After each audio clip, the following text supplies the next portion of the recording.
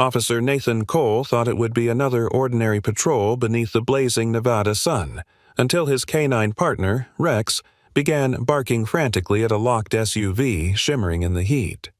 When Nathan peered inside, his heart stopped. A young woman, bound and barely breathing, lay slumped against the seat.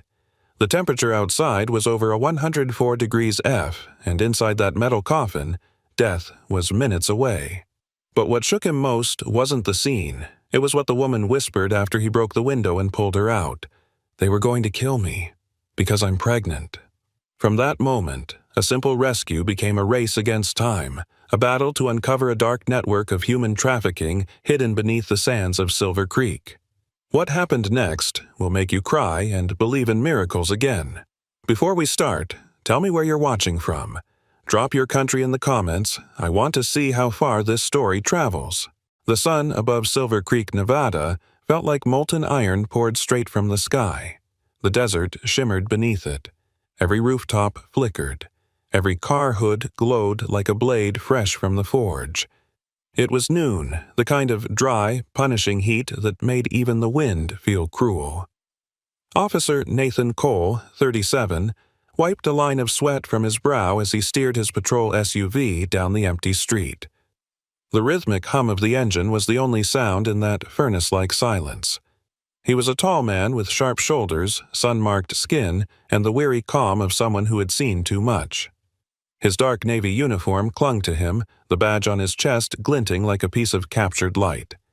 Beside him sat Rex, his 6-year-old German Shepherd partner. Alert, muscular, with sable and black fur and eyes like polished amber.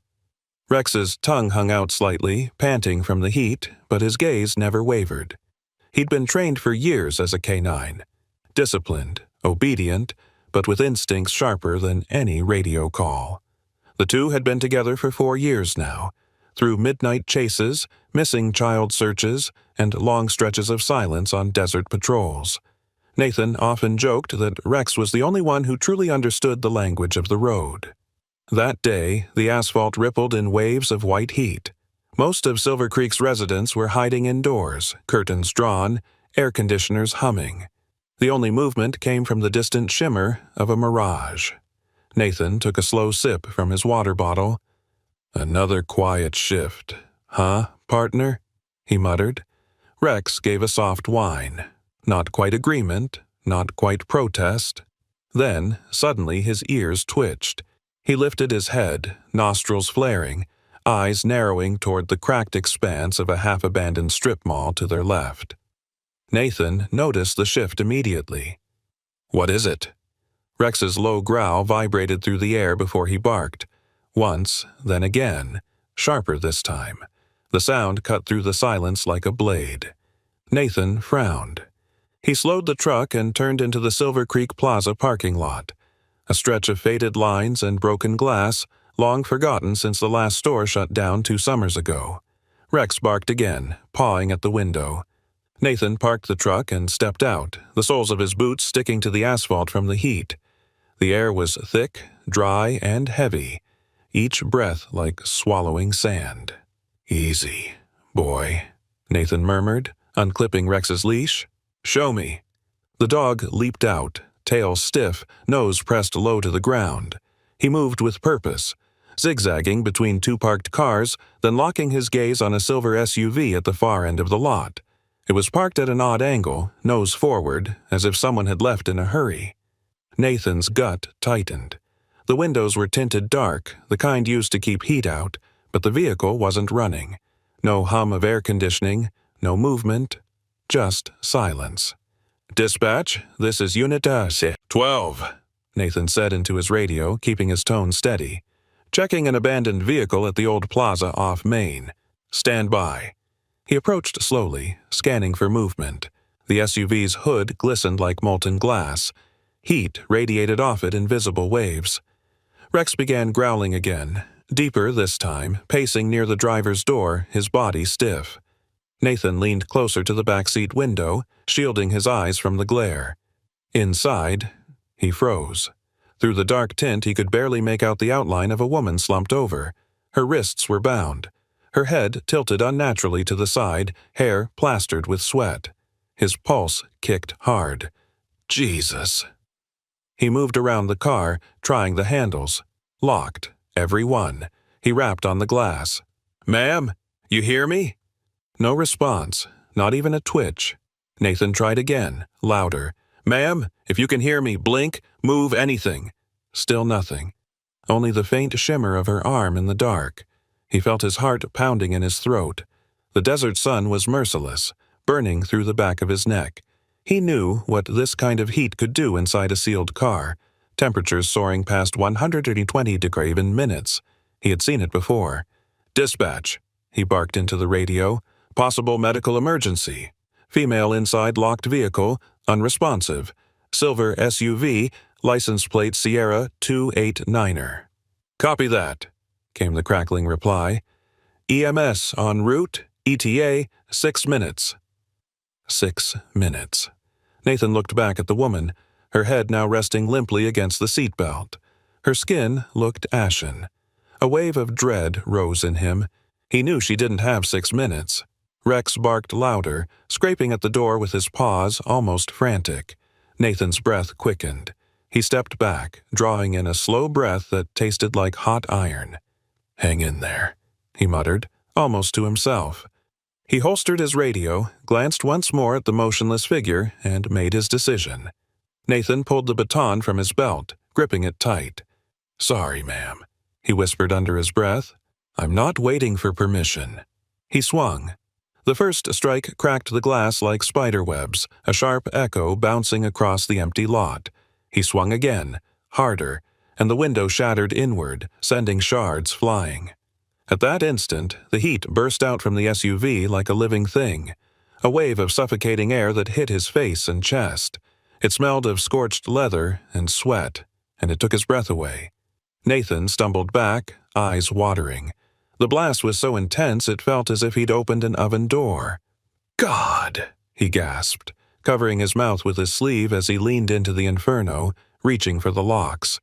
The metal seared his fingers, and the air burned in his lungs. Inside, the woman didn't move. Her head lolled to the side. Rex barked from behind him, desperate and loud, the kind of bark Nathan had learned to recognize, the one that meant someone is still alive. He reached in, ignoring the pain, and popped the lock. The heat rolled across the empty lot like invisible fire. Nathan reached through the shattered window, his arm brushing against the edge of the glass, feeling it bite into his skin. The woman inside was limp, her body unnaturally still, her hair plastered to her forehead with sweat. He hooked his arms under her shoulders and gently pulled her toward him, bracing her weight as he dragged her out of the oven-hot SUV. Her wrists were bound tightly, the skin raw and bruised, purple welts marking where the rope had dug deep. Her ankles were swollen, the faint imprint of duct tape still visible against her pale skin. She couldn't have been older than 25. Her lips were cracked, breath shallow, and her eyes half opened for a brief second before fluttering closed again. Nathan lowered her carefully onto the blistering ground, using his jacket to shield her from the sun. "You're safe now," he whispered, his voice low, steadying his own breathing. The scent of burnt fabric and gasoline lingered in the air. Rex moved closer, whining softly, his nose brushing the woman's hand. When she didn't move, the dog gently licked her wrist as if urging her to hold on. "Dispatch, this is Unit 12, Nathan said again, kneeling beside her, his tone firmer now. "Victim extracted. Unconscious but breathing. Severe dehydration, possible heat stroke. ETA on that ambulance? 2 minutes out," came the reply through static. He tore a strip from his undershirt, dipped it into his water bottle, and wiped her forehead. Her skin was searing hot. Nathan watched her chest, shallow rise and fall, and pressed 2 fingers against her neck. Her pulse trembled like a dying flame. "Come on, sweetheart. Stay with me," he murmured. "Help's almost here." The faint sound of sirens finally broke through the heat. Nathan stood and waved toward the road as a white Maricopa County EMS ambulance swung into the lot, sirens wailing. 2 medics jumped out before the vehicle had fully stopped. The first was Eddie Malone, mid-40s, built like a retired linebacker, his sandy hair matted with sweat. His tan uniform clung to his back and he carried an oxygen kit in one hand. He had the blunt, decisive energy of a man who had seen too many roadside tragedies. "Where is she?" he shouted.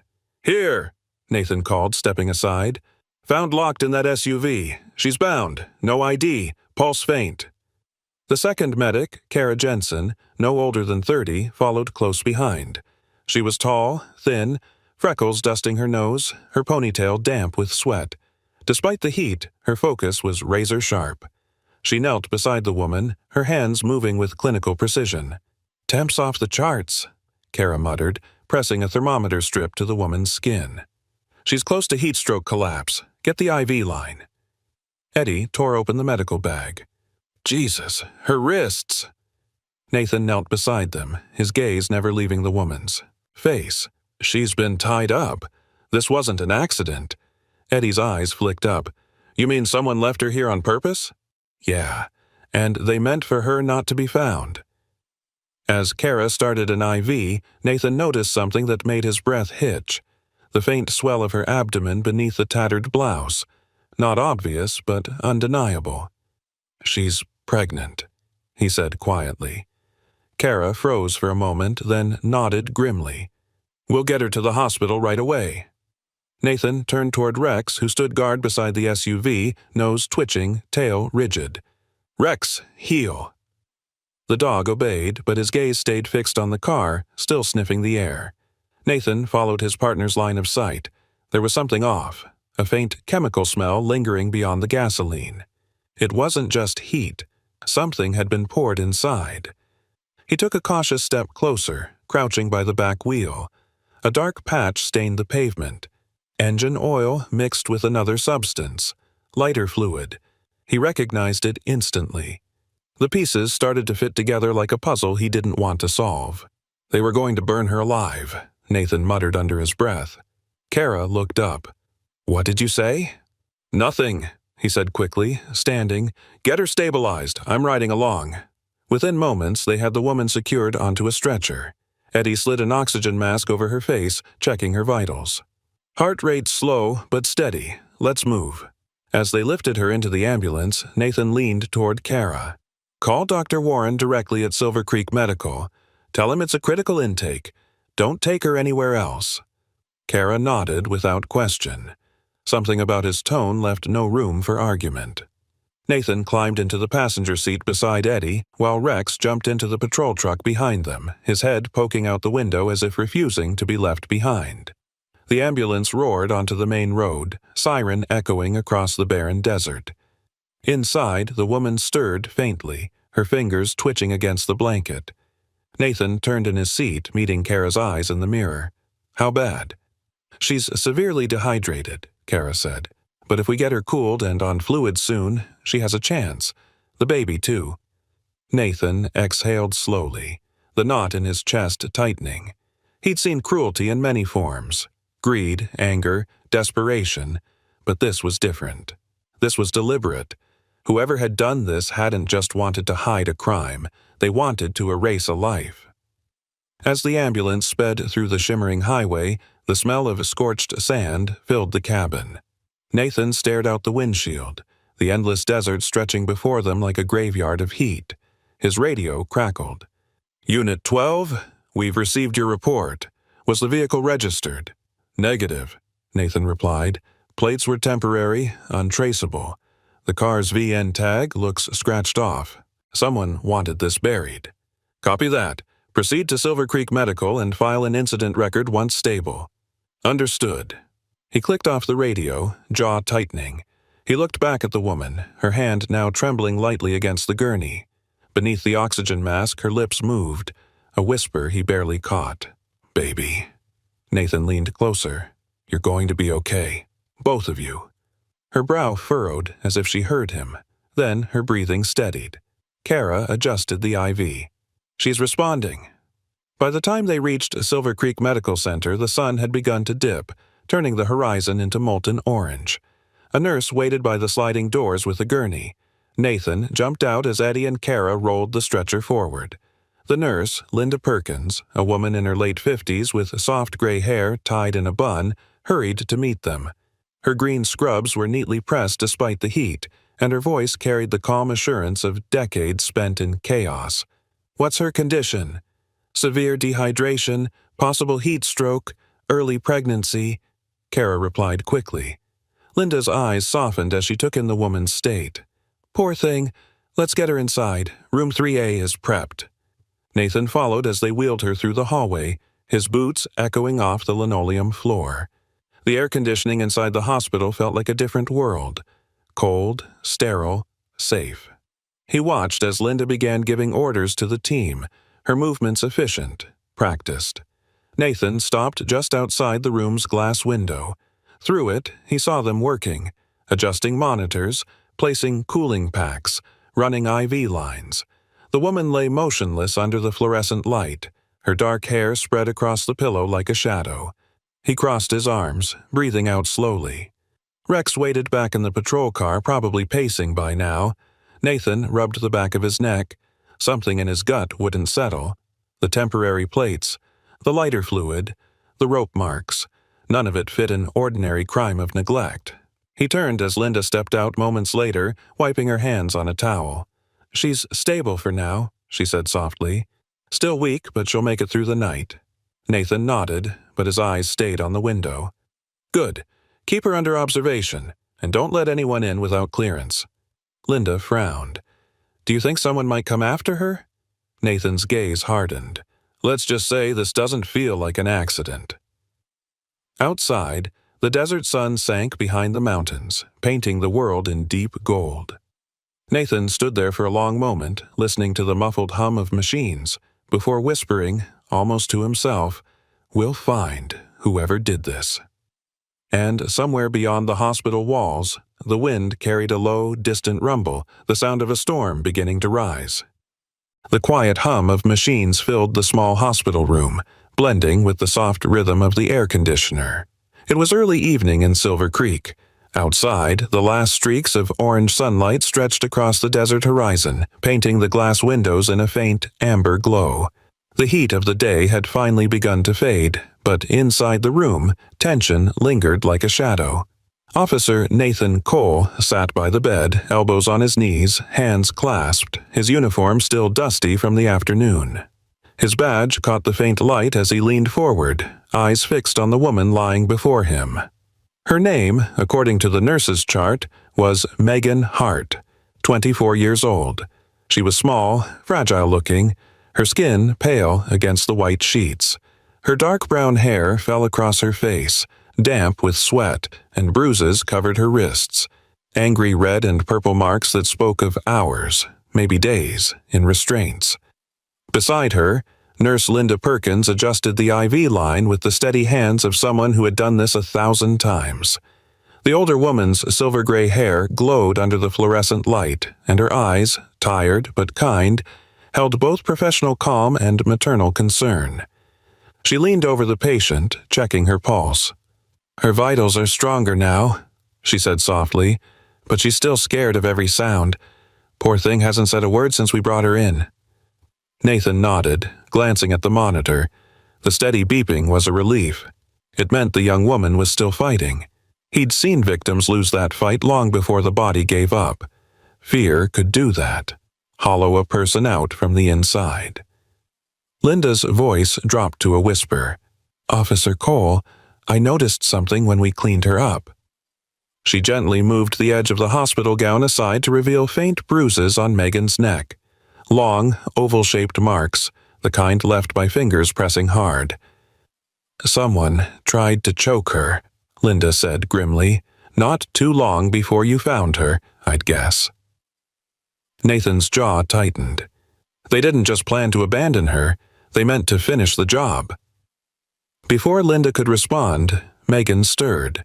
Her hand twitched and a soft sound escaped her lips. A breath caught between a sob and a whisper. Her eyelids fluttered open, revealing eyes the color of hazelnuts under smoke. She looked around the room, wild and disoriented, until her gaze landed on Nathan. "It's okay," he said gently, raising both palms in a calming gesture. "You're safe. You're in Silver Creek Medical Center. My name's Nathan Cole. I'm a police officer." She blinked rapidly, her chest rising and falling. Her voice came out hoarse, almost broken. Where am I? What happened?" Nathan pulled his chair closer. "You were found unconscious inside a locked car this afternoon. It was over 100 degrees out there. You were lucky we got to you when we did." Megan's eyes filled with tears. She tried to sit up but winced, clutching her ribs. "No, they said they'd kill me if I ran." Linda placed a steadying hand on her shoulder. "Easy, sweetheart. You're safe now. No one can hurt you here." Megan shook her head weakly. "You don't understand. They'll find me. They always do." Nathan exchanged a glance with Linda. He'd heard that tone before. Terror etched so deep it blurred the line between memory and reality. He pulled out a small notebook and pen. "Megan, I need you to tell me what happened. Anything you can remember. Names, places, faces." Her fingers fidgeted with the edge of the blanket. I was working at a diner off Route 95, near Las Vegas," she began, voice trembling. "2 men came in late one night. They said their truck had broken down and asked if I could give directions to a motel. I thought they were harmless." She paused, swallowing hard. "When I walked them out to show the turnoff, one of them grabbed me. The other had a syringe." Linda covered her mouth, horrified. Nathan's pen froze over the page, but his eyes stayed on Megan, encouraging her to continue. "I woke up in the back of a van," she said, tears spilling down her cheeks. "There were others, women, but after a few hours I didn't see them anymore. I think they separated us." Nathan's hand tightened around the pen. He'd heard whispers of these operations before, moving victims through small towns, off the radar, in unmarked vehicles. "Do you remember where they took you?" "An old warehouse," she said, shaking her head. "It smelled like gasoline and bleach. I heard one of them say something about Phoenix, but I never saw daylight, just lights and concrete." Nathan leaned forward. "You said they. How many?" "3 men," she whispered. "One called the shots. The others did what he said. He wore a black jacket with a patch, maybe military, but old. His name was Frank. Frank Dorsey." The name hit Nathan like a spark to dry tinder. Frank Dorsey, a known trafficker, suspected in multiple disappearances along the Nevada-Arizona corridor. He'd vanished years ago after escaping a federal sting operation. Nathan's pulse quickened. "Did you hear what they planned to do with you?" Megan hesitated, her breathing uneven. "When they found out I was pregnant, they got angry. Said I'd ruined everything. I begged them to let me go. Frank said no one would believe me, that they'd make it look like an accident. They said they'd leave me in the desert and burn the car." Linda turned away, blinking back tears. Nathan scribbled notes quickly, his knuckles white. "How long ago was this?" 2 days? Maybe 3. I lost count," she murmured. "Did they say where they were headed next?" She shook her head. "No. They argued about something. Money, I think.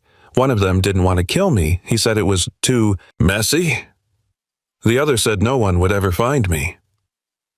Nathan lowered his pen. The lines between anger and empathy blurred. He had investigated trafficking cases before, but hearing the words come directly from the victim, the fear in her voice, the scars still fresh, carved deeper than any report. Linda handed Megan a cup of water. "Here, honey, slow sips." Megan nodded, hands trembling as she drank. Her eyes darted toward the window, as if expecting someone to appear outside. Nathan noticed. "You're safe here," he said softly. "No one knows where you are except hospital staff and law enforcement. We'll make sure they don't come near you." Her voice was barely audible. "They always find a way." Nathan leaned back, rubbing his temples. "We'll increase security. I'll talk to the chief myself." He paused, lowering his voice. "Megan, did you ever meet anyone else? Someone they worked with? Maybe someone local?" She frowned, trying to recall. "There was a man. He came to the warehouse once. They called him Miller, said he handled their permits. I didn't understand what that meant. Nathan froze. The name twisted in his chest. Sergeant Tom Miller. His colleague. Trusted. Reliable. Until now, he had never once doubted the man. But the coincidence clawed at him like a splinter under the skin. He kept his tone even. "Miller, you're sure about that?" She nodded weakly. Yes, he had a badge. Said no one would ever question a cop. Nathan felt his throat tighten.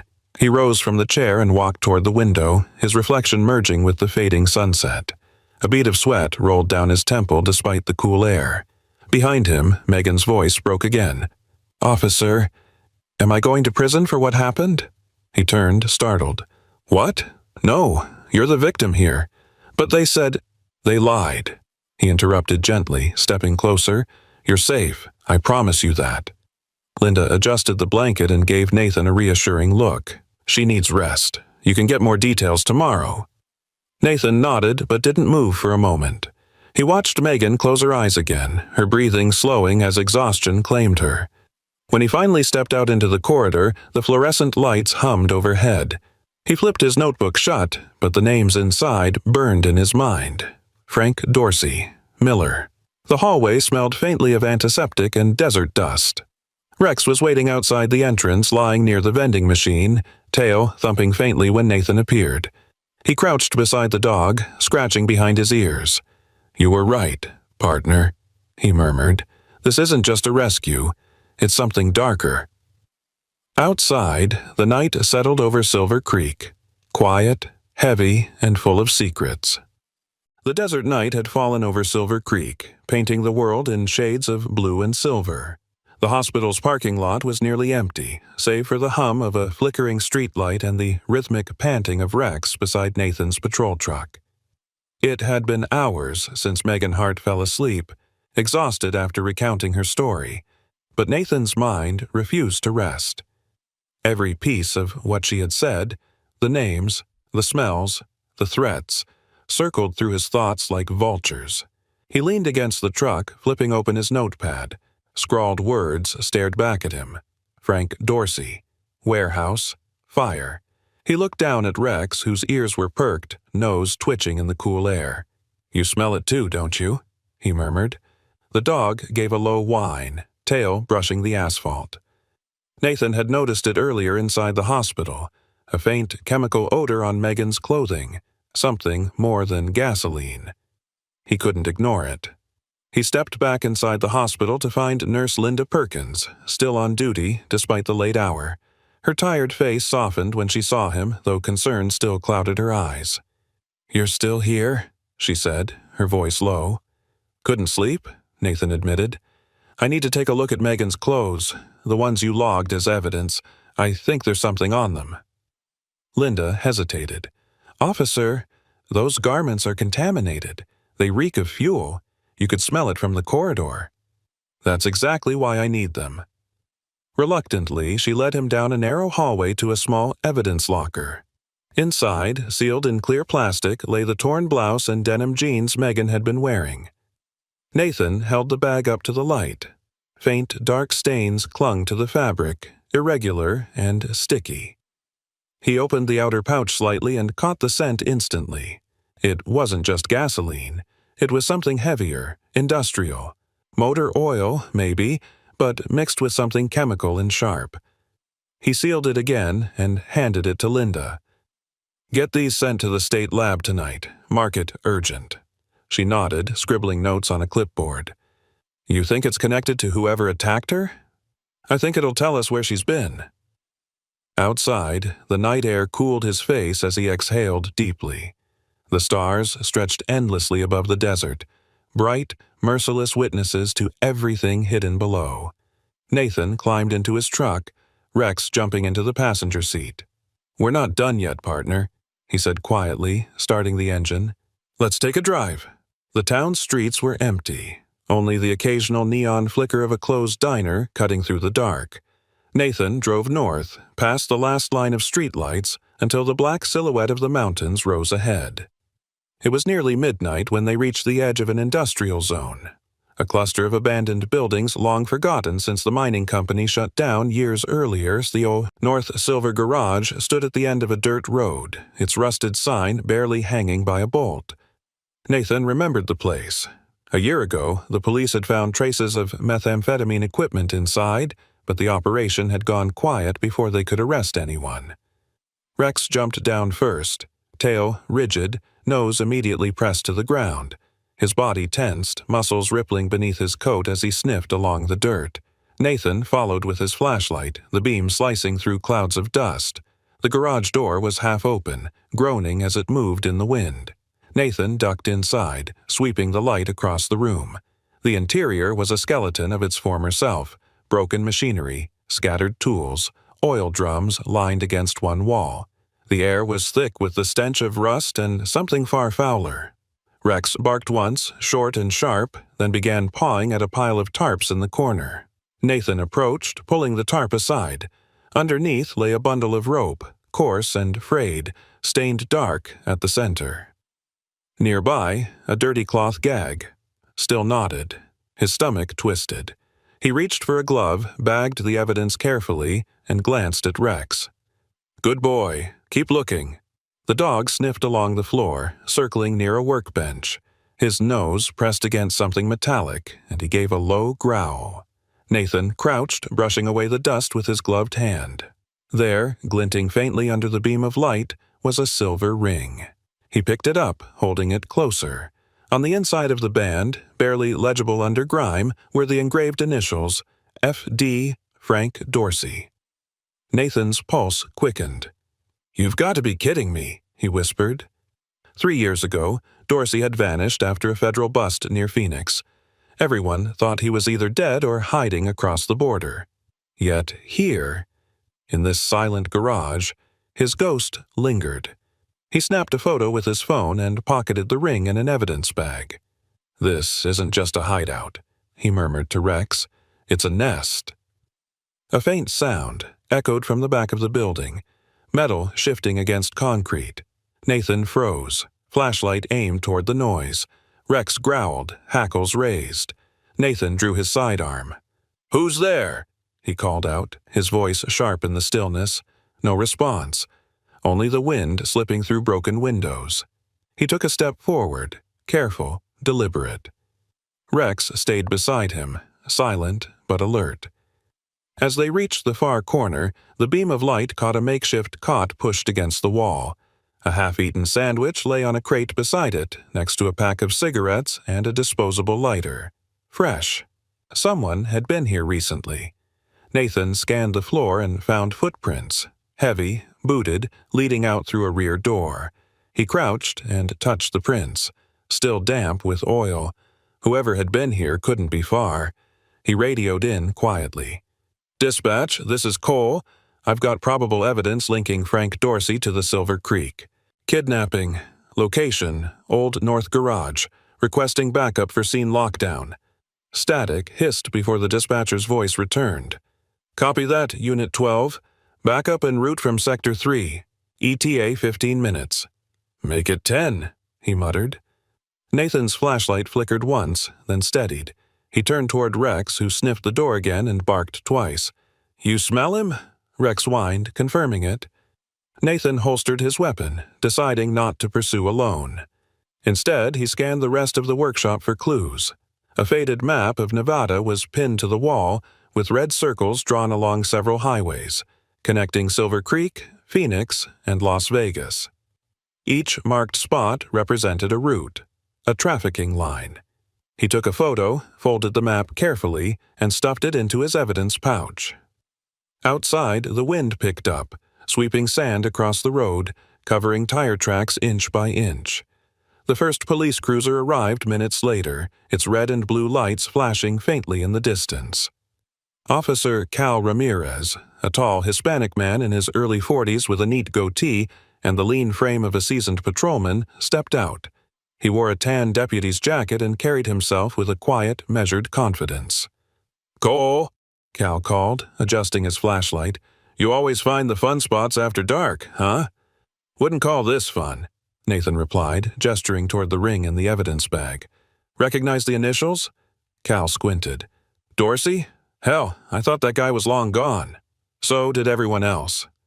As more units arrived, Nathan briefed them quickly, keeping his voice even. Evidence suggests this was an active site. Ropes, gag, chemical residues matching Megan Hart's clothing. Dorsey's ring was found here. We lock it down and sweep for DNA. Cal nodded. You think he's still in the area? Nathan glanced toward the highway lights in the far distance. If he is, he won't be for long. He looked down at Rex, who sat at attention, nose twitching in the night breeze. The dog let out a low growl. Soft, but certain. Nathan placed a hand on his partner's head. We're close, buddy. I can feel it. The desert around them lay silent, endless, and vast. But beneath its stillness, Nathan knew something dangerous was stirring. Something that had been buried too long. And tonight, the sand had begun to whisper its secrets back. The following morning came pale and heavy with dust, the kind of gray dawn that muted every color in Silver Creek. Nathan hadn't slept. His eyes were rimmed red as he drove to the station, the ring marked FD sitting on the passenger seat beside his badge. The sun had barely risen when he walked into the precinct, boots echoing against the tile floor. Inside, the cool air of the police station felt stifling. The walls were lined with faded photographs of past sheriffs, men who had once believed this town was too small for real evil.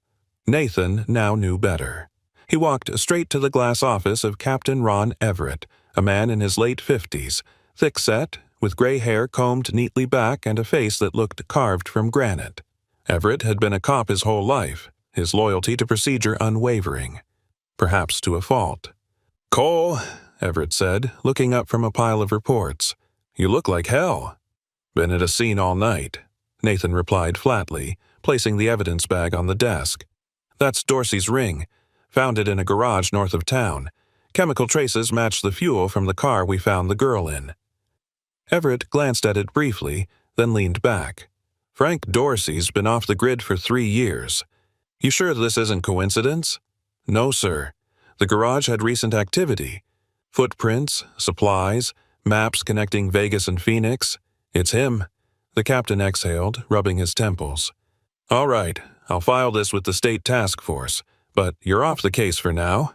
Nathan blinked. "What?" "Until we get jurisdiction clearance. This crosses county lines. You know how it works?" "Sir, that girl barely survived. Whoever did this is still out there." Everett's tone hardened. "And I'm telling you to stand down. We don't need another lone cowboy running around stirring up jurisdictional messes. You understand me?" Nathan's jaw clenched. He forced himself to nod. "Understood." But he didn't mean it. He walked out, Rex trailing close behind, claws clicking on the floor. Outside, he stood for a long moment by the truck, staring at his reflection in the window. Something in Everett's tone, too practiced, too dismissive, gnawed at him. He'd seen the captain frustrated before, but this felt different. Defensive. He opened the truck door and looked at Rex. "We're not done," he muttered. That evening, Nathan returned to the hospital. The building glowed faintly under fluorescent light, the desert night pressing close around it. Inside, Nurse Linda Perkins was still on shift. Her green scrubs looked more wrinkled than usual, her tired eyes flicking up when she saw him. "You shouldn't still be working," Nathan said softly. "Neither should you," Linda replied with a faint smile. "Something tells me we're both bad at following orders." Nathan smirked. "You have no idea." He leaned against the counter. "How's Megan?" Linda's face grew serious. "Better physically. Emotionally, not so much. She's jumpy. Every time the phone rings, she flinches." Nathan frowned. "Phone?" Linda nodded. "She's been getting calls. No one speaks. Just silence." That was enough to twist Nathan's gut. He moved toward the patient rooms, his boots soundless on the linoleum.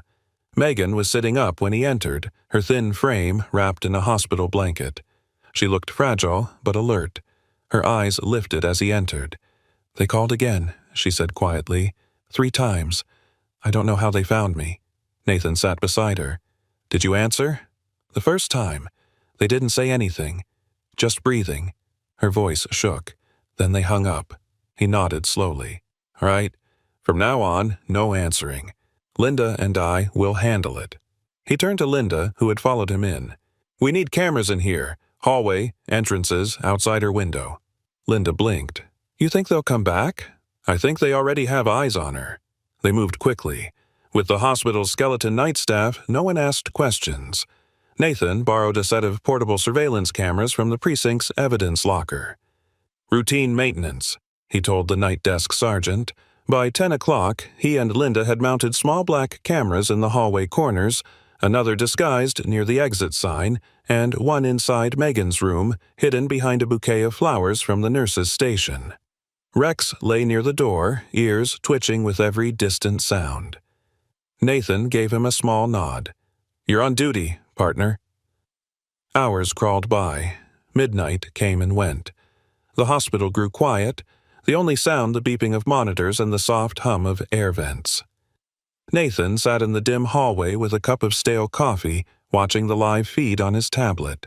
Every camera showed stillness, the same empty stretch of linoleum and shadows.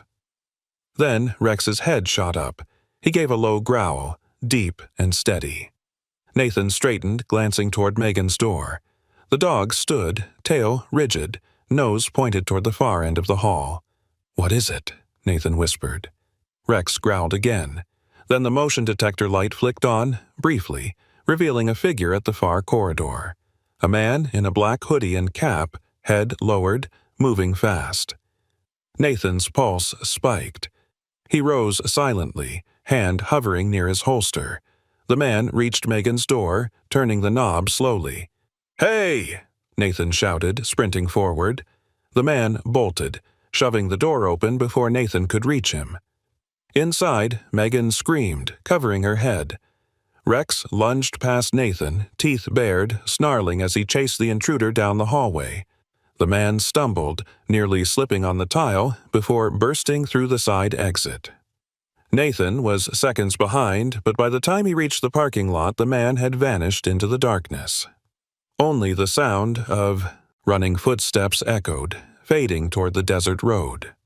Rex sniffed the ground furiously, circling. Nathan's flashlight swept across the lot and caught something glinting near the doorway. A cell phone, screen still lit. He crouched, picking it up with gloved hands. The display showed an open map, coordinates blinking red, a warehouse marker west of Silver Creek. Nathan's stomach dropped. "You've got to be kidding me." Rex barked once, low and angry. Nathan looked down at him. "Yeah, I think we just got our invitation." He pocketed the phone and returned inside, where Linda was helping Megan calm down. The young woman was trembling, her eyes wide with terror. "He tried to come in," she whispered. "I saw his face. He had a tattoo here." She pointed to her neck. A snake, coiled, with its mouth open. Nathan froze. "You're sure?" "Yes." He exchanged a dark look with Linda. He knew that tattoo. It belonged to a gang known as the Serpents, a group that had worked for Dorsey years ago during his trafficking operations. Linda placed a hand on Megan's shoulder. "You're safe now, honey. Officer Cole's here." Nathan said nothing. His mind was already moving. Someone inside the department had leaked her location. The call to stand down earlier wasn't a coincidence. Someone wanted the trail to go cold. He took the phone out of his pocket, scrolling through its data. The device had no passcode. Recent messages were deleted, but the navigation app still ran in the background, showing the same red marker at the Western Freight warehouse. Nathan slipped it into an evidence bag. "Lock her room, Linda. Double-check every entrance." Linda nodded. "Be careful, Nathan." He gave her a small, grim smile. "Always am." As he walked out of the hospital, the desert wind met him again. Cool, whispering against the walls. Rex trotted beside him, silent but alert. Nathan glanced toward the horizon where the dark shape of the western warehouses loomed in the distance. Whatever lay there, he knew it wasn't just evidence anymore. It was bait, and someone wanted him to take it. The wind off the desert carried dust and the distant scent of rain. Rare, electric, and uneasy. Nathan stood in the shadows just outside the Western Freight warehouse, his back pressed against the cold steel wall, listening to the quiet hum of the night. His heart beat steadily beneath his tactical vest, each breath measured. A crescent moon hung over the industrial yard, illuminating the rusted trucks and stacks of abandoned crates. The place was remote, 3 miles west of Silver Creek, surrounded by flat scrubland that stretched into nothingness. Beside him crouched Rex, his black and tan fur blending into the darkness. The German shepherd was tense, alert, head low, eyes glinting with silent focus. Nathan rested a gloved hand on his neck. "Easy, partner," he whispered. "We wait for my signal." Behind them, the rest of the Special Operations Unit moved into formation. 4 men, dressed in desert camouflage tactical gear, faces streaked with dust. The team was led by Sergeant Paul Granger, a seasoned officer in his early 40s, square-jawed and deliberate, the kind of man who gave orders with calm authority. He had transferred from the state task force 6 months earlier and carried himself like a soldier still half in the field. "You sure about this intel, Cole?" Granger asked under his breath, checking his rifle. Nathan nodded. "The phone we found at the hospital traced straight here. If Dorsey's still running the operation, this is where he's hiding." Granger's eyes flicked to the dark windows of the warehouse. "Then we do this clean. No cowboy stunts." Nathan gave a faint smirk. "I'll let Rex do the stunts." The sergeant almost smiled. "That's what I'm afraid of." They moved silently across the gravel lot, boots crunching softly underfoot. The structure loomed ahead. 2 stories of corrugated metal, with a single flickering light above the main loading bay. Nathan signaled the team to split, 2 circling left, 2 right. He and Rex advanced through the center, crouched low, rifle at the ready. The front door was padlocked, but the metal around the latch looked recently cut and reattached, a sign of frequent use. Nathan pointed. "They've been in and out tonight." Granger gave the go-ahead signal. One of the officers, Eli Turner, a wiry man in his 30s with a mechanic's hands and sharp blue eyes, stepped forward and attached the breaching tool. With a muffled crack, the lock snapped and the door creaked open. The smell hit them instantly. Sweat, oil, and something sour, like fear trapped in steel. Inside, dim light flickered from old industrial lamps strung along the rafters. The team swept in formation, rifles raised. Rex stayed close to Nathan's knee, every sense alive. They passed rows of wooden crates stacked to the ceiling, many marked with false shipping labels. Nathan's flashlight skimmed over a rusted forklift, then caught movement, a shadow, slipping behind a row of containers. He froze. "Left side," he whispered. Before Granger could respond, a burst of gunfire erupted, bullets clanging off metal. The team dove for cover. Sparks flew, and the echo of shots ricocheted through the warehouse. "Return fire!" Granger barked. Nathan rolled behind a crate, pulling Rex close. He spotted the muzzle flash. Upper catwalk, far right. "Second level! 2 shooters!" Turner responded with precision shots, the metallic ping of spent shells falling to the ground. One figure dropped from the catwalk with a heavy thud. The other scrambled deeper into the shadows. Nathan signaled to Rex. "Find him." The dog launched forward, sprinting across the open floor. A gunman burst from behind a truck, raising his weapon, but Rex was faster. The shepherd leaped, teeth clamping down on the man's wrist. The gun clattered to the ground, and Rex's growl filled the cavernous space. Nathan was already there, cuffing the suspect in seconds. "Clear your corners," Granger shouted. "Keep moving." They pushed forward. As Nathan rounded the last row of crates, the beam of his flashlight froze on a sight that stole the breath from his lungs. 3 massive freight trucks lined side by side, their back doors open. Inside each one were metal cages, 6 to a truck, and inside the cages, women. They were silent, eyes wide, faces pale in the harsh light. Some clutched each other, others simply stared, their expressions hollow from exhaustion. One reached toward Nathan weakly through the bars. "Help us," she whispered. For a heartbeat, time stopped. Nathan swallowed hard, voice thick. "You're safe now. We're getting you out." Granger joined him, eyes wide with horror. Dear God, it's a trafficking hold. Before they could move, more gunfire erupted from the mezzanine. The officers scattered for cover. A bullet tore through a crate inches from Nathan's head. He ducked low, shouting, "Top floor, southwest corner." Rex barked furiously, pulling toward the stairs. "Go," Nathan ordered, chasing after him.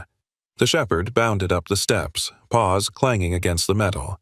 Nathan followed, rifle raised. At the landing, a figure emerged from the shadows. Tall, broad-shouldered, face partially covered by a scarf. His right arm hung oddly, the sleeve of his jacket torn and bloody. Even under the grime, Nathan recognized him. Frank Dorsey. "You should have stayed out of this, Cole," Dorsey rasped, his voice rough with smoke and years of whiskey. "You've no idea how deep this goes." "Drop it, Frank," Nathan said evenly. "It's over." Dorsey laughed, a dry, cracked sound. "Over? You think these girls are the end of it? You're late. The trucks were supposed to roll out at dawn." He raised his pistol, hand trembling. Nathan squeezed the trigger first, aiming for the shoulder. The bullet struck, spinning Dorsey sideways. He fell against the railing, the gun slipping from his grip. Rex lunged, knocking it away. "Don't make me shoot again," Nathan warned. But Dorsey only glared at him, pain twisting his face. "You're one of the good ones, huh? Wait till you learn who you really work for." Before Nathan could respond, Dorsey staggered forward, trying to grab something from his jacket. Rex reacted instantly. He charged, slamming into Dorsey's chest, sending both of them crashing against the wall. The man went down hard. Nathan moved in, cuffing him with practiced precision. The room fell silent except for Dorsey's ragged breathing. Below, Granger's voice echoed, "All clear! We've secured the victims!" Nathan exhaled, tension draining from his shoulders. He retrieved Dorsey's pistol and noticed something sticking out of the man's pocket. A folded piece of paper, creased and stained. He pulled it out, unfolding it under his flashlight. It was a list. Names, dates, dollar amounts, and, at the top, scrawled in rough handwriting, "Confirmed buyers." His stomach turned. Each name corresponded to a city, stretching across state lines, proof of an interstate trafficking network. He slipped the document into an evidence bag just as Granger reached the platform. "You all right?" Nathan nodded, glancing down at Dorsey. "He's alive. Barely. Then let's keep it that way. The feds are going to want him breathing." Outside, sirens wailed as backup units arrived, red and blue lights flickering across the desert horizon. The air smelled of gunpowder and oil, the night broken by shouts and the clatter of handcuffs. Nathan stood by the railing, watching medics lead the rescued women into waiting ambulances. Some were crying, some were silent, but every single one was free. He knelt beside Rex, running a hand through the shepherd's fur. "You saved my life again, partner," he murmured. Rex licked his wrist, tail thumping weakly. Down below, Dorsey was loaded onto a stretcher, his face ghostly pale. As they carried him past, his eyes met Nathan's. A faint, mocking smile flickered across his lips. "You think you stopped it," he whispered. "But this was just one warehouse." Nathan stared after him, jaw set. The wind howled outside, scattering sand across the floor, and in that moment, the victory felt both complete and unfinished. The morning sun rose over Silver Creek, washing the desert in pale gold. Dust shimmered across the parking lot of the police headquarters, settling on patrol cars and the faded sign that read Silver Creek Sheriff's Department. Inside, the air buzzed with restrained chaos. Officers moved in and out of offices, phones rang, reports were printed. Everyone was talking about the raid. But Nathan felt none of the relief that usually followed a successful operation. He stood behind the interrogation room's one-way glass, arms folded, staring through the mirror. On the other side sat Frank Dorsey, handcuffed, slouched, his bandaged shoulder seeping through the gauze. His face was a roadmap of scars and old violence, eyes bloodshot but calculating. Despite the pain, he looked like a man who still believed he held the upper hand. The air conditioning hummed overhead. Nathan's reflection merged with Dorsey's in the glass, two silhouettes divided by a thin line of truth. Detective Carla Monroe, a state investigator assigned after the raid, joined Nathan at the window. She was in her mid-30s, sharp-featured, with close-cropped auburn hair and a beige blazer that gave her a precise, professional look. A faint scar on her chin hinted at years in undercover work. "He's not saying much to anyone but you," she said quietly. Nathan's jaw tightened. "He'll talk." Carla crossed her arms. "You really think he's going to confess to everything just because you stare at him long enough?" "I don't need everything," Nathan replied. "Just one name." She gave a small, skeptical smirk. "Then good luck, Sheriff." When Nathan entered the room, Dorsey looked up, smiling faintly. "You again? Didn't think the hero of Silver Creek would have time for little old me." Nathan pulled out a chair sitting across from him. "You've got one chance to make this easy, Frank. Start talking." Dorsey leaned back, chains rattling. "Talking's expensive, and I'm not convinced you can afford me." Nathan didn't blink. "You've got a broken shoulder, half your crew's in custody, and a list of buyers in your pocket. The feds are circling. This is your last bargaining chip before they chew you up." That wiped the smirk off his face. He exhaled through his nose, looking at the table. "You think I ran that operation alone?" "I think you ran out of places to hide," Nathan shot back. Dorsey's grin returned. Small, poisonous. "You really don't know, do you? You've been chasing the wrong kind of criminal, Cole. You should have looked closer to home." Nathan's brows furrowed. "Meaning?" "The one who tipped me off about the girl," Dorsey said lazily. "The one who told me when to move the trucks, where your patrols wouldn't be. Someone wearing the same uniform you are." The room fell quiet. Nathan leaned forward, his voice low. "Give me a name." Dorsey smiled, revealing teeth, stained by coffee and neglect. "You already know him." Nathan's stomach dropped. Outside the room, Carla Monroe's voice came through the intercom. "Don't react," she warned, but Nathan's hand had already clenched into a fist. Dorsey continued, voice almost playful. "Sergeant Thomas Miller. Good man, loyal. Bit of a gambler, though. Owed the wrong people. I helped him out. He helped me stay invisible." Nathan sat still, but inside, everything twisted. Miller, his colleague, his drinking buddy, the man who'd trained half the younger deputies. He'd trusted him with more than his life. Nathan stood slowly. "You're lying." "Believe what you want," Dorsey said, eyes glinting. "But check his bank records. The cash trail doesn't lie." Nathan turned and left the room before he said something he couldn't take back. In the hallway, Carla met him, her expression grave. "If this is true—" "I don't want it to be," Nathan interrupted, "but I'll find out." An hour later, he sat in his office, staring at Miller's personnel file spread open across his desk. It was all there. Years of spotless service, commendations, glowing reports. Yet when he pulled the financials through the department's restricted server, the numbers didn't add up. Large cash deposits every few months. A loan default from a Vegas casino 6 years ago. "Damn it, Tom," Nathan muttered. He grabbed his phone and called dispatch. "This is Cole. I need a location ping on Sergeant Miller's patrol car. Priority 1. The operator hesitated. Sir, his cruiser isn't on the grid. GPS was disabled 2 hours ago." Nathan's blood ran cold. He snapped his fingers. "Rex, come!" The German shepherd leapt from the corner of the room, tail rigid, reading his partner's urgency instantly. Nathan stormed out, brushing past startled officers. "Cole," Carla called after him, following. "If he's dirty, you can't go alone." "I'm not waiting for backup," Nathan said, sliding into his truck. "Every minute we waste, he's farther away." The road out of town wound through low scrub and scattered pine. Nathan's headlights cut through the growing dusk. He remembered every laugh, every shift they'd worked together, and every sign he'd ignored. Rex sat in the passenger seat, nose pressed against the cracked window, ears twitching. A faint radio call broke through the static. "Unit 12, Miller's cruiser spotted near the South Forest Road. Parked, lights off." "Copy," Nathan said, flooring the accelerator. Gravel spit beneath the tires as they turned onto the narrow dirt path leading into the woods.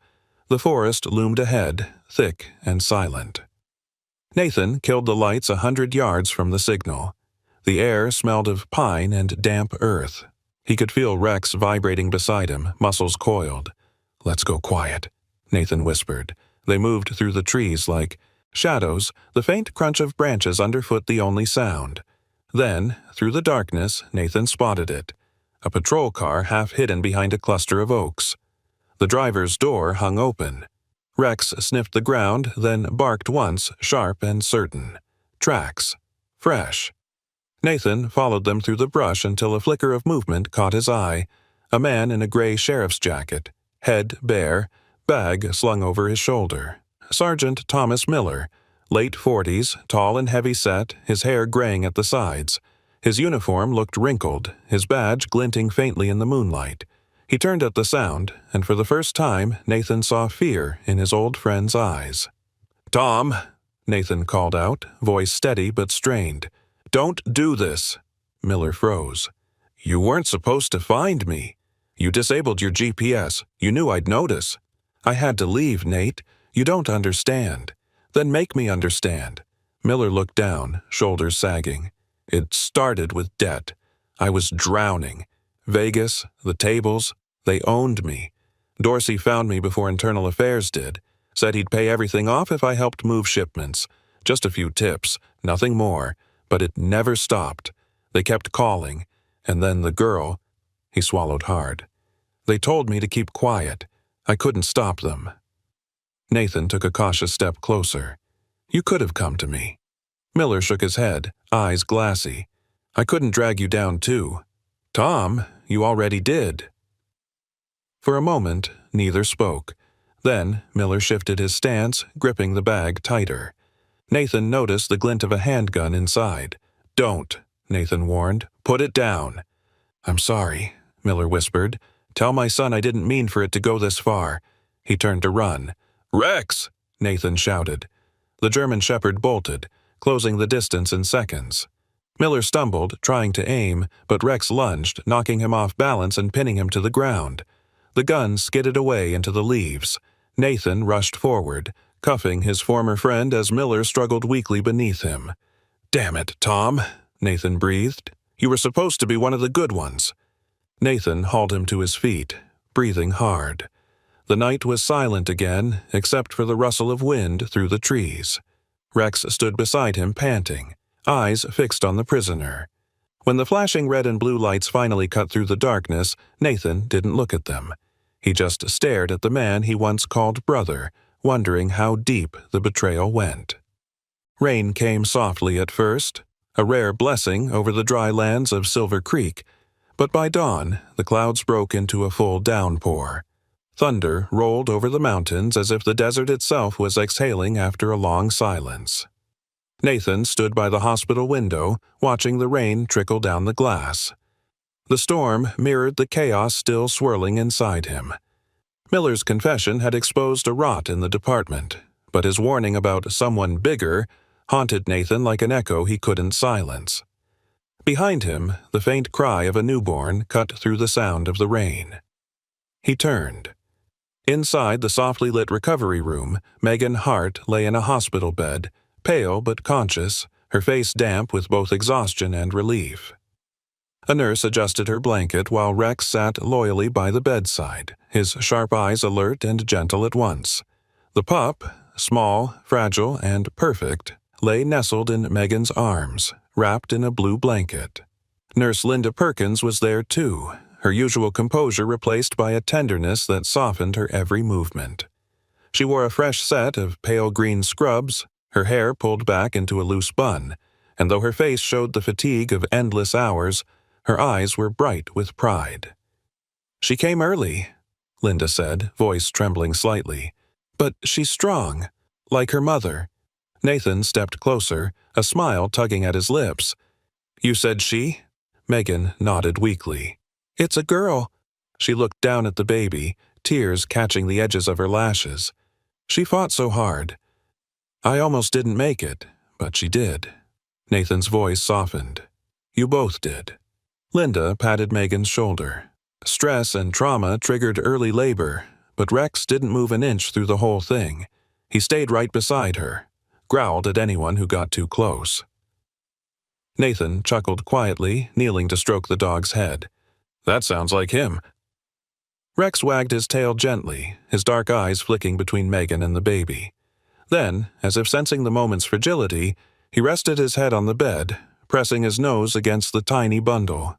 The baby stirred, one small hand slipping free from the blanket, and brushed against Rex's fur. For a moment, the room went utterly still. Then, the infant's fingers curled slightly, gripping a tuft of the shepherd's fur. Rex froze, eyes wide as if unsure what to do, and the next instant he let out a soft, almost human whine. Laughter bubbled through the room.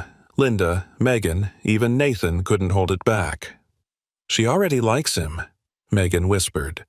"I'd say she's got good taste," Nathan replied.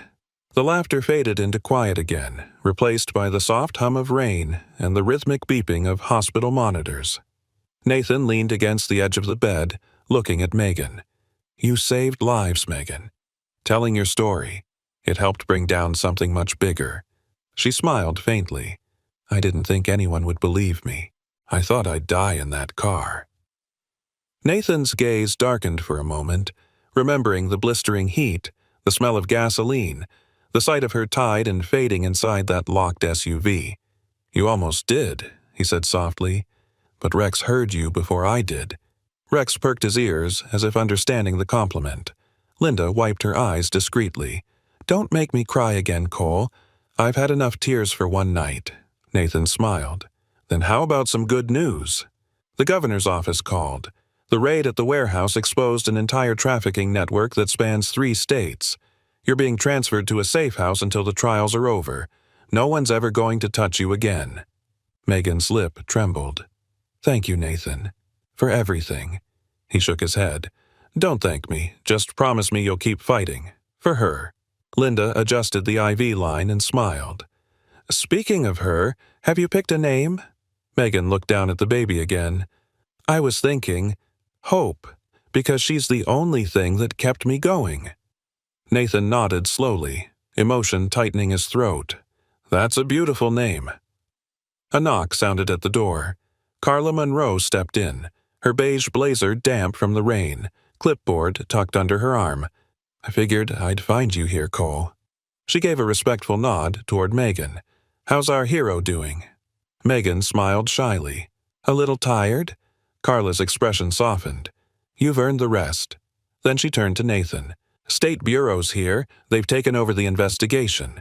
Dorsey's being transferred to federal custody." Nathan straightened, his expression unreadable. "And Miller?" Carla sighed, still refusing to give us the higher name. "But Dorsey's files mention offshore transfers to a corporate account tied to something called North Axis Logistics. It's bigger than we thought." Nathan exhaled heavily. "So Miller was just the middleman." "Exactly. And you're the one who cracked the first link." He didn't smile. His eyes drifted back to Megan and the child. "Right now, I don't care about the headlines. I care about them." Carla studied him for a moment, then nodded with respect. "That's why you're good at this." She turned to leave, but paused by the door. "By the way, the press wants to interview you and your 4-legged partner. I told them you're not the type for cameras." Nathan smirked. "Good call." When she left, silence filled the room again. Outside, dawn was breaking, the storm clouds splitting to reveal faint rays of light spilling across the soaked pavement. The desert smelled clean, almost new. Linda opened the blinds slightly, and sunlight filtered across the floor, catching the golden streaks in Rex's fur. Megan's baby blinked, startled by the brightness, and gave a tiny yawn. Nathan chuckled quietly. "Welcome to the world, Hope."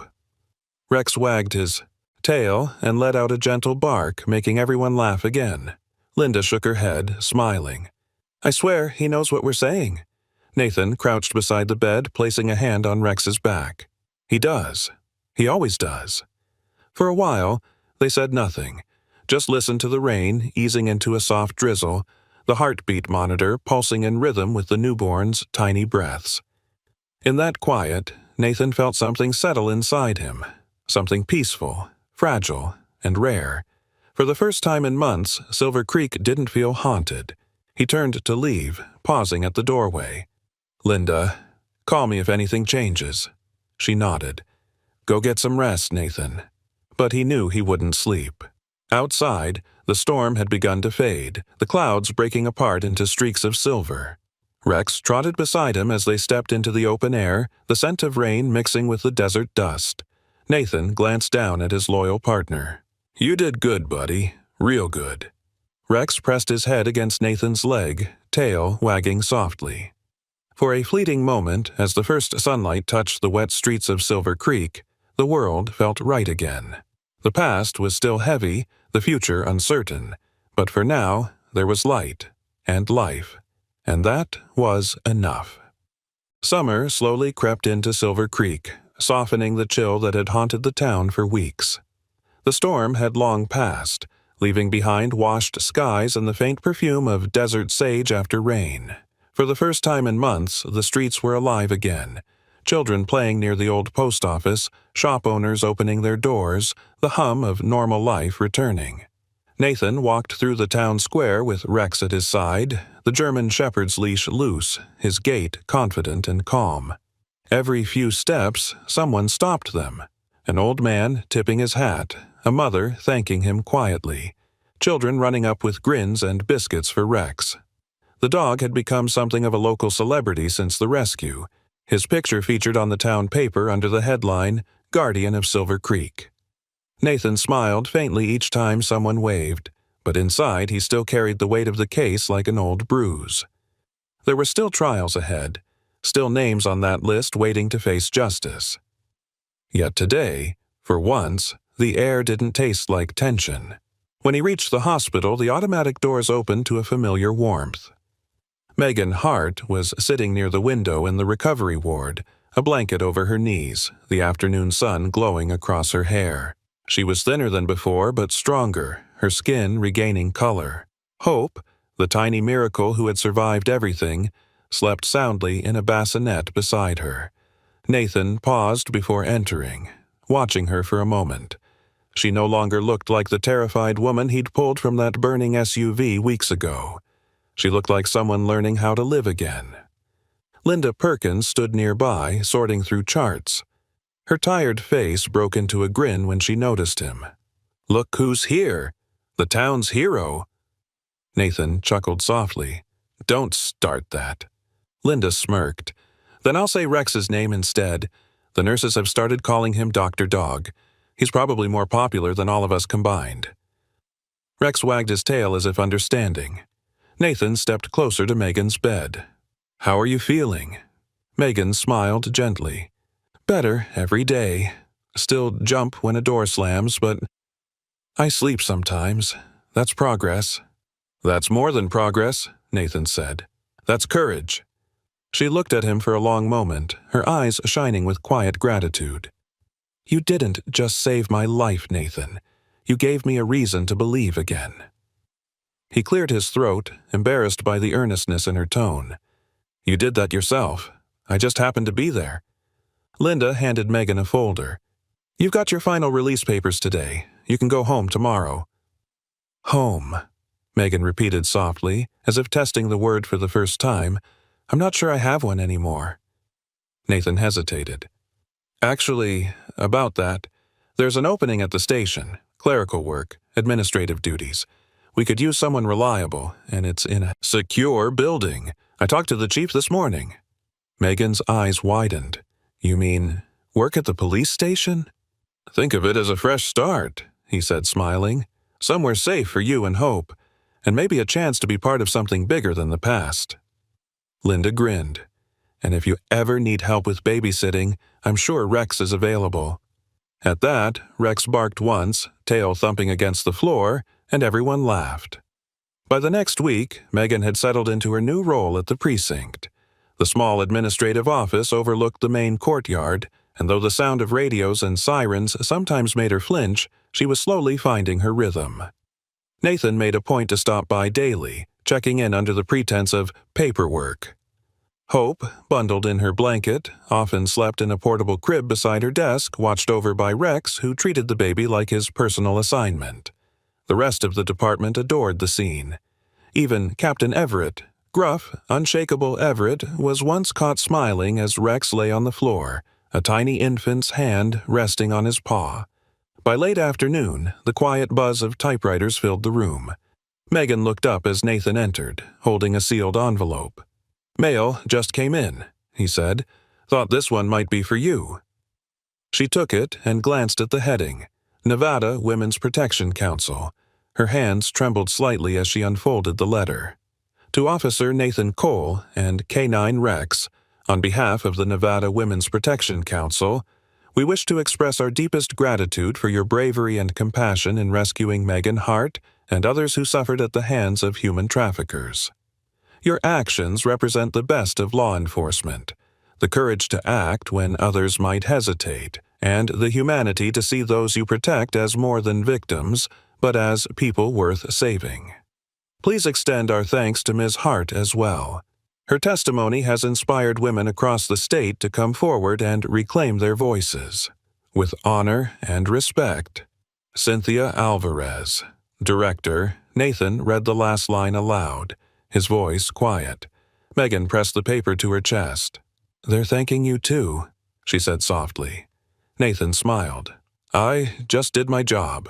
Linda, passing by with a tray of files, chuckled. "That's what all the real heroes say." The day faded into evening. Outside, the town square glowed with lanterns, the community's first Hope Night, organized to raise awareness for missing persons.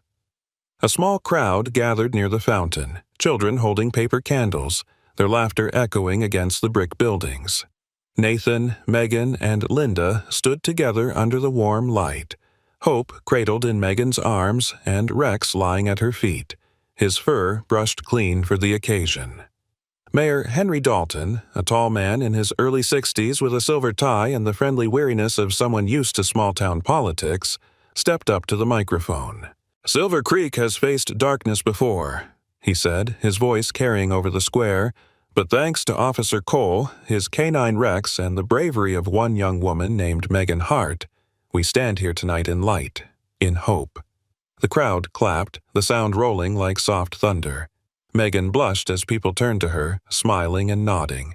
Nathan stood beside her, awkward but proud, while Rex barked once, earning another round of laughter.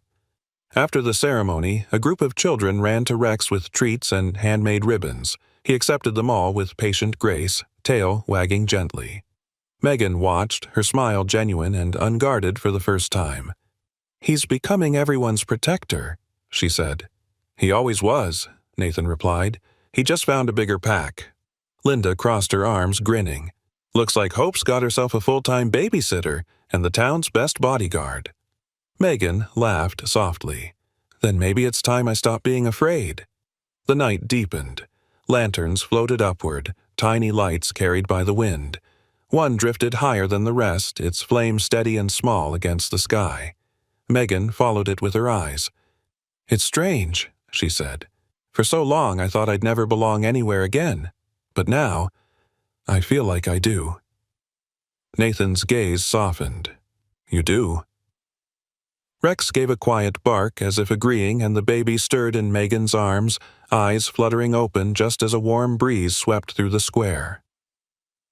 For one breathtaking moment, it felt as though the entire town breathed in unison, alive, safe, and healing. The morning sun rose gently over Silver Creek, washing the small town in a soft, golden hue. A year had passed since that terrible summer, and the scars of the past had faded into stories told around coffee tables and playground benches. The wind carried the scent of wildflowers and distant pine, and somewhere, church bells rang faintly through the warm air, a Sunday melody mingling with laughter. Nathan Cole parked his truck near the town square, stepping out with Rex trotting beside him.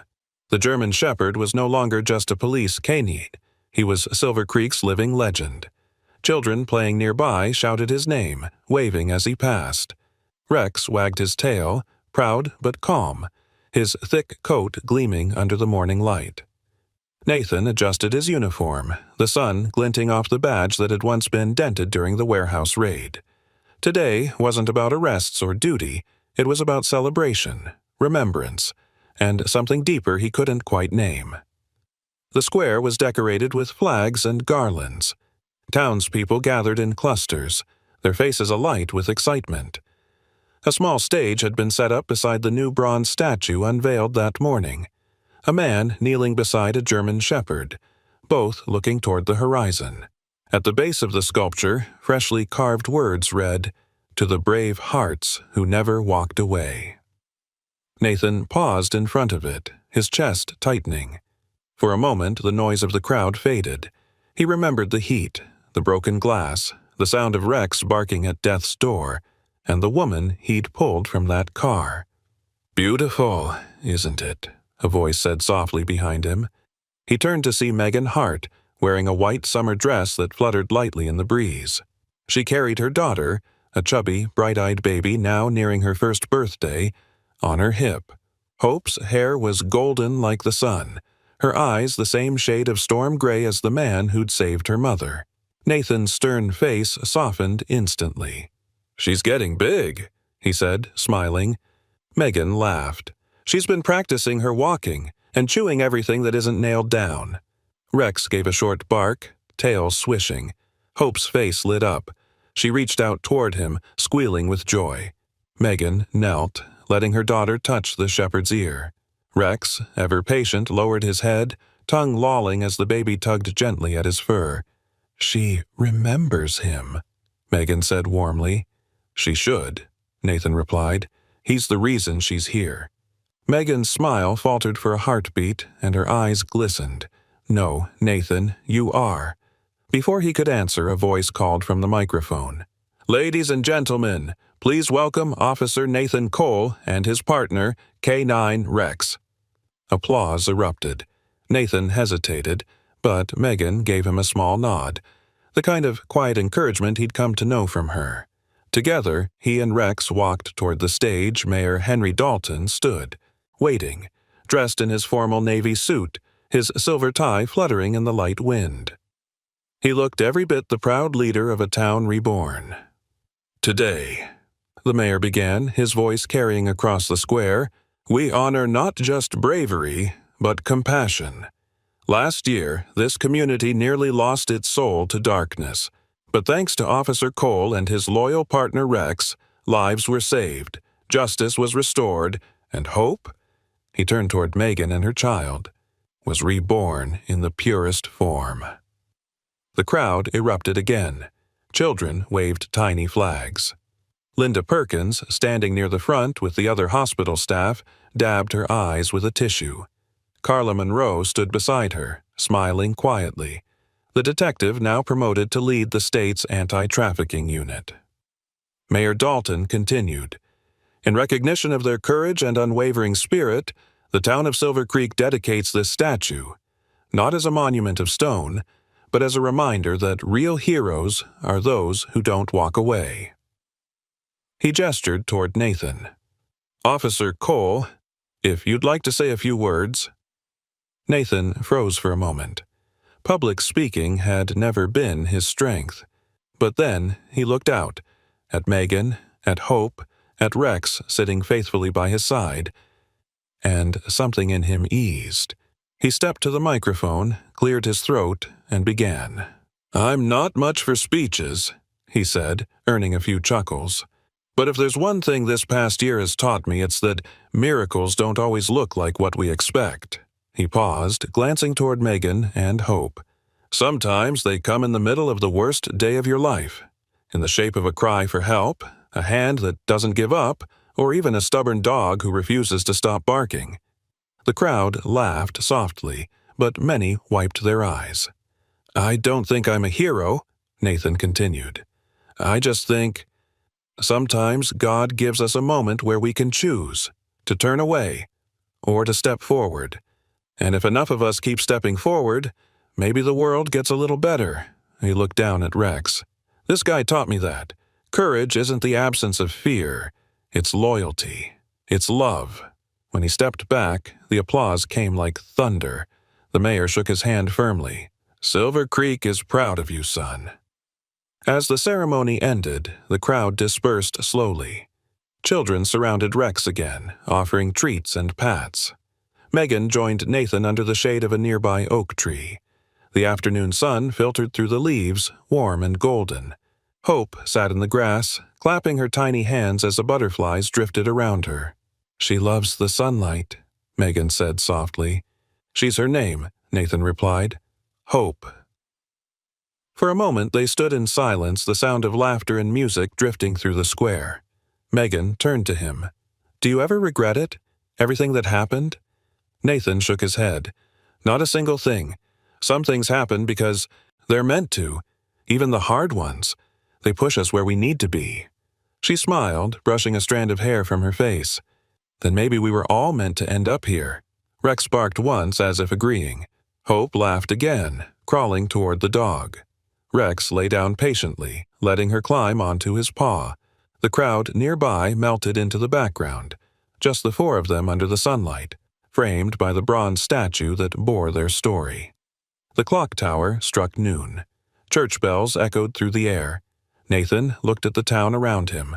Alive, grateful, whole. He took a slow breath and whispered, "Maybe this is the miracle." The wind stirred gently, carrying the scent of flowers and the sound of distant laughter. Above them, the sun shone bright and steady, a witness to every heart that had refused to turn away. And beneath that golden light, Silver Creek finally healed. Sometimes the greatest miracles don't come from thunder or lightning, but from small, human choices, like stopping when the world tells you to walk away. Nathan and Rex didn't know that their courage would save not just one life, but many hearts. Through faith, compassion, and the will to act, light entered a place that once held only pain. Just as the Bible says, "Let your light shine before others, that they may see your good deeds and glorify your Father in heaven." Every act of kindness, every moment we choose love over fear, is a reflection of God's grace working quietly through us. Maybe you too are called to be someone's miracle today. A listener, a helper, a person who refuses to turn away, because when we choose to care, heaven moves closer to earth. If this story touched your heart, share it so others may find hope again. Comment below what part moved you the most, and write amen if you believe that God still performs miracles through ordinary people. Don't forget to like, comment, and subscribe for more stories that remind us of faith, courage, and love. May God bless everyone who listens, and may His light guide you through every storm.